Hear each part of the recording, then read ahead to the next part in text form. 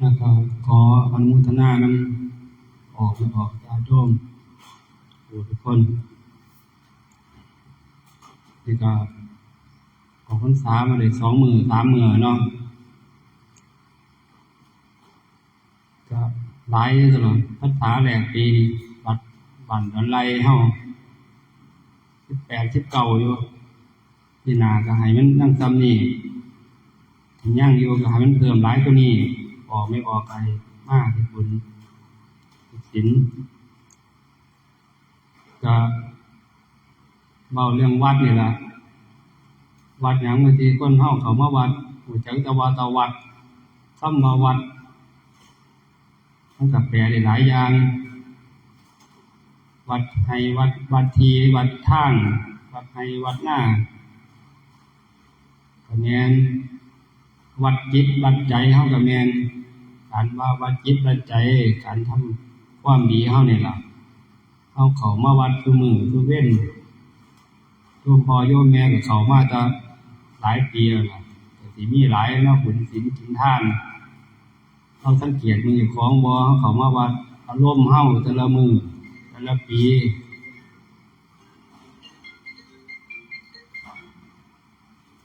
แต่ละเดือนที่เฮาผ่านมาทุกพรรษาว่าเฮาเข้ามาแล้วเฮาออกไปอารมณ์เฮา อารมณ์เฮาคือเก่าบ่มันสูญขึ้นบ่หรือมันบ่สูญหรือมันหายสูญแล้วเฮาเข้ามาวัดได้บุญน้อยบุญหลายเข้ามาหากลับไป10บ่หรือเข้ามาหายังลดลงไปอีกหรือเพิ่มเข้าไปอีกเฮาต้องสังเกตมันเจ้าของโยมพ่อโยมแม่ว่าเฮาเข้ามาวัดแต่ละมื้อแต่ละเว้นกิเลสเฮามันลดหายบางไปบ่หรือว่ามันยังเพิ่มขึ้นอยู่หรือมันบ่มีเลยเฮาต้องสังเกตมันเจ้าของ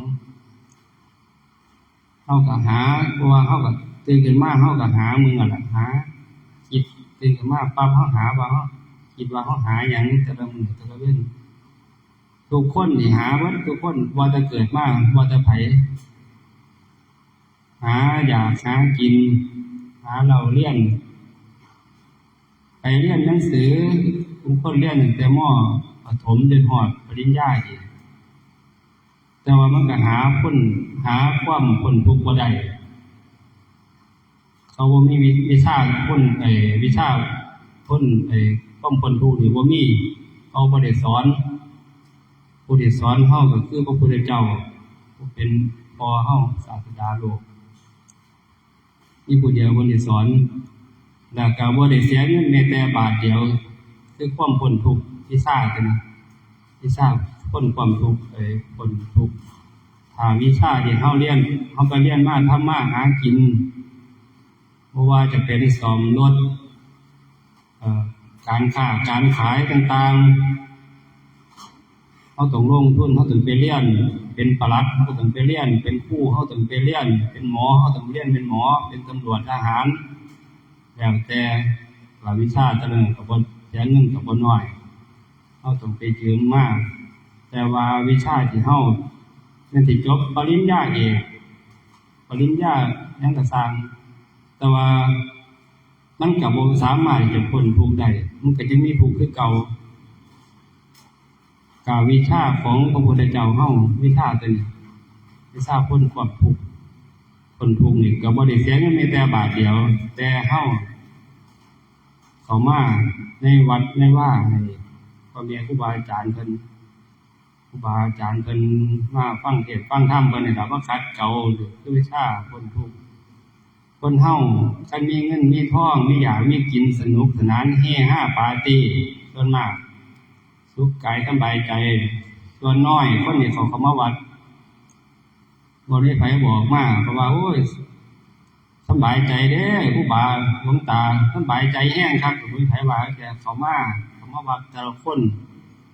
เข้ามานี่มีความทุกข์โอ้ยฝันบ่ดีเด้อก็น้อยว่าทุกคน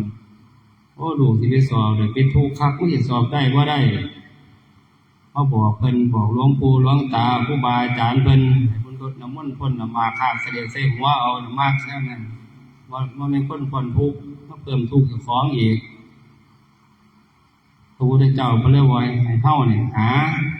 ากินหาอยากหาแสดงใส่ง่ายเฮาพอไม่ออกก็สิหายดอกแต่ว่าเฮาว่าหาคือแนวเดียวคือหาคนหาทางคนทุกข์เพื่อเฮาบ่ได้ใส่ใจตัวนี้ให้เฮาไปว่าเฮาก็หาวัตถุกอย่างล่ะ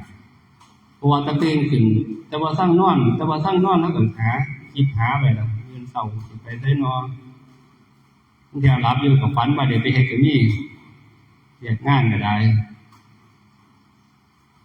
เพิ่นเลยตรัสว่ามีคนอยู่จำ4จำพวก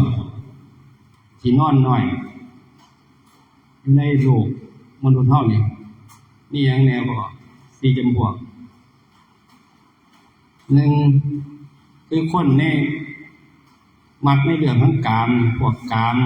กินเหล้าที่5ปาร์ตี้พวกนี้สิบ่ค่อยรับเขานอนสิคอยม่วนเฮฮาเที่ยงคืนพวกนักย่องเบาเขาว่าเสียงแมวยุ่งนี่ไปขึ้นเฮียนนั่นเฮียนนี่ออกรักลูกรักเมียหากีกหากักคือจะพวกแรกพวกนี้พวกมักที่5จำพวกที่2ก็คือพวกโจรลักขโมยซุ่มนี่สิบ่นอนสิจอบให้เจ้าของบ้านนอนก่อนรู้จักแม่งแต่ว่าหมานอนยามใดบ่ได้ก็ยังไปลักซุ่มนี่เก่งอยู่เด้ซุ่มเป็นพวกโจรขโมยมันรู้จักพอเวลาหมานอนไปซุ่มนี่พวกนี้คอยจอบลักจำพวกที่2จำพวกที่3คือ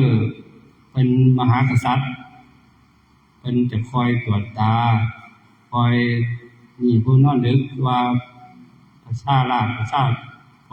ชนเพิ่นอยู่ดีกินสุขเป็นจังไดเนาะคอยตรวจมึง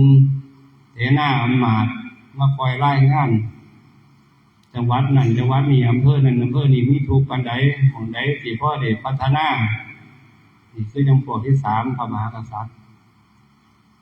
จำพวกที่4คือนักปราชญ์บัณฑิตพระสงฆ์พระเจ้าผู้มีศีลมีธรรมผู้จังพอออกไม่ออกนะครับผู้มาแสดงบุญมากนั่งสมาธิเอาวัดเขาว่ามีความเพียรคือตื่นแต่ดึกลุกแต่เช้า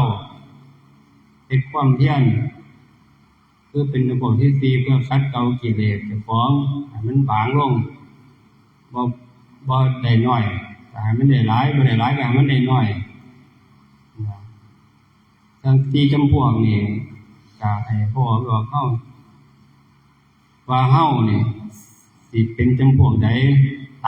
ามจำพวกที่4เฮาก็คือว่าจำพวกตามที่บ่ได้เป็นตามจำพวกให้เฮาคิดพวก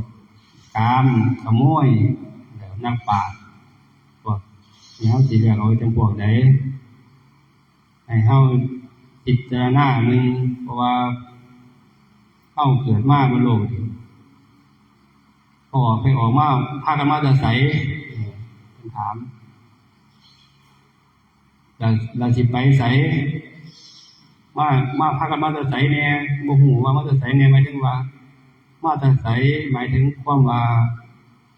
เป็นหยังมาแน่เป็นหมูเป็นหมาเป็นไก่เป็นงัวเป็นควายมาแต่ละทิศแต่ละทางมันสิมาอยู่นี่มาอยู่บนโลกมนุษย์นี่สิมาอยู่โดนปานไหนสิมาอยู่โดนจังมือจังเว้นจังปีจังเดือนแล้วมาอยู่นี่แล้วสิไปไสหมายถึงว่าจะไปนรกสวรรค์แล้วแต่บุญกรรมเฮาเฮ็ดบาดกันนี่ว่ามาจะไสมาอยู่จังมือสิไปไสให้เฮาพิจารณาพวกนี้ก็ไปไสมาไสก็คือว่าไปนรกก็คือว่าผลกรรมผลดีเฮาเฮ็ดนี่ล่ะคนเฮามีจิตดีมันก็สู่ไปสวรรค์ไปทางที่ดีภพภูมิที่ดีถ้าเฮาคิดบ่ดีมันก็ลงสู่อบายเพิ่นก็เคยว่าอยู่พระพุทธเจ้าว่าการที่เฮ็ดบุญนี่มันบ่แม่นว่าแต่เฮาสิใช้เงินอย่างเดียวใช้เงินทองหลายเข้าของหลายบ่แม่นแค่เฮามีจิตเฮานี่แหละสำคัญที่สุดจิตนี่เป็นพาเกิดพาตายพาเฮาไปพบนั่นภูมินี้ คือจิตตัวเดียวจิตเฮานี่ล่ะสำคัญเฮาต้องเฮาคิดดีเฮาน้อมจิตดีคือจังหลวงพ่อเพิ่นเห็นขึ้นเฮามีเห็นเขาเฮ็ดบุญศีลกินทานอยู่ไสนี่เฮาย่างบ่อยๆคือว่าจิตเฮาก็ยกมือสาธุนำเพิ่นจิตตัวนี้เป็นพาเกิดพาตายร่างกายเฮาเป็นแค่อาศัยซ้ำบ้านล่างเฮามาอาศัยพอเฮาจากไปแล้วมันเป็นบ้านล่างแต่น้อยๆมันเป็นบ้านงามอยู่แล้วใหญ่ขึ้นมาทำได้มันก็เริ่มทรุดโทรมขางก็บ่ดีเสาก็สิหักปวกก็กินเฒ่ามาแล้วก็มันถึงไม่ตะสิมางอยู่มันแล้วถ้าว่ามางกินมันก็หมู่ลงเองนั่นล่ะร่างกายเฮาเป็นแค่อาศัยแล้วเฮาเฮ็ดจังได๋ร่างกายนี่เฮาสิเฮ็ดให้มันมีประโยชน์เฮาเกิดขึ้นมาแล้วล่ะเฮาเป็นเกิดขึ้นมาแล้วบางคนเพิ่นก็ว่านั่นล่ะว่าเกิดมาด้วยความบ่รู้เพิ่นว่ามันก็แม่นอยู่ดอกก็แม่นความครูบาอาจารย์เพิ่นก็ว่าอยู่แต่ว่าเฮารู้เด้ว่าเฮาเกิดขึ้นมาแล้วเฮาสิเฮ็ดจังไดบัดเฮาสิเฮ็ดให้มันมีบุญมีกุศลต่อไปในภายภาคหน้าเฮาฮู้ว่าเฮาเกิดเฮาต้องสร้างบ่เฮ็ดน้อยก็เฮ็ดหลายบ่สร้างน้อยก็สร้างหลายคิดก่อนทำบ่แม่นทำก่อนคิดคิดก่อนพูดบ่แม่นพูดก่อนคิดเพิ่นว่าทุกอย่างให้เฮาตรึกตรองไข้ควรนำเฮ็ดแต่สิ่งที่เป็นบุญกุศลตื่นยามมื้อเช้ามาเฮาตรวจตาเจ้าของก่อนตื่นยามมื้อเช้ามามื้อนี้คิดดีแล้วบ่นอนถ้าเฮาคิดดีแต่ย่างออกมาก้าวแรกก็มาได้เฮียนเฮานี่มันก็เป็นบุญกุศลแล้วก็ขอฝากไว้นำโยมพ่อโยมแม่นี่ล่ะก็บุญกุศลถ้าเฮาบ่เฮ็ดใครเฮ็ดให้เฮาซ้ำกินข้าวใครกินไผก็อิ่มมันบ่ไปอยู่ท้องผู้นั้นเพิ่นบ่กินมันก็ว่าต่างคนต่างอาบน้ำต่างมาเกี่ยงดื่มกันว่าเพิ่นก็บอกว่าสิ่งใดเป็นบุญกุศลเฮาใกล้ภาคหน้าเฮาก็บ่ฮู้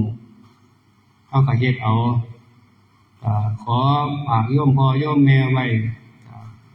เพียงแค่นี้ล่ะก็ขออนุโมทนาสิ่งทุกอย่างบุญสถานนี่ก็บุญกุศลมีความสุขเจริญนี่ครอบในครัวลูกเต้าหลานก็เว้าง่ายสอนง่าย